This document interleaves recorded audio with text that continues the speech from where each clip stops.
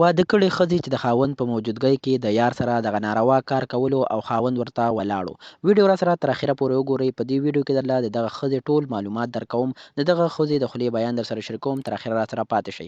دوستانو دغه ښځې داسې بیان ورکړی دی او په بیان کې ویلي دي چې مونږه یو څلور ملګري وو چې خپلو کې م ګپ شپ لګولو. په دغه کې یو ملګري شرط ولګولو چې تاسو کې کم داسې ښځه شته چې د خاوند په موجودګۍ کې د نامحرمه کس سره دغه ناروا کار وکړي او خاوند پرې پوه هم نشي. نو دغه ښځه وایي چې ما یې دغه شرط قبول کړلو، خو هغه دریو ملګرو چې ما ته یې داسې هم ویل چې دا کار ډېر سخت دی او دا به ونه کړي، خو ما ورسره چې شرط لګولی و ما د دغه ملګرو خبره ومنله او ورسره مې شرط ولګولو. په سبا باندې ما خپل خاوند ته وویل چې زمونږ اولاد نشته دی، که ته غواړې چې زمونږ اولاد وشي په دغه پورې کلي کې یو بوټی دی چې هغې ته څوک وخیږي او راکوشي نو الله والله اولاد ورکوي. په سبا باندې خاوند د دغه ښځې سره روان شو، پور کلي ته لاړې او هغه بوټي ته ورسېدل. ښځې ورته وویل چې اول به زه بوټي ته وخیږم او راکوبه شم، بیا به ته بوټي ته وخیږي او راکوبه شي، نو دې سره به زمونږ اولاد پیدا شي. ښځه یې لومبی بوټي ته وختله او چې بره ورسېدله نو خاوند ته یې د هغه ځای نه اوازونه شروع کړل چې ته خو د پردۍ ښځې سره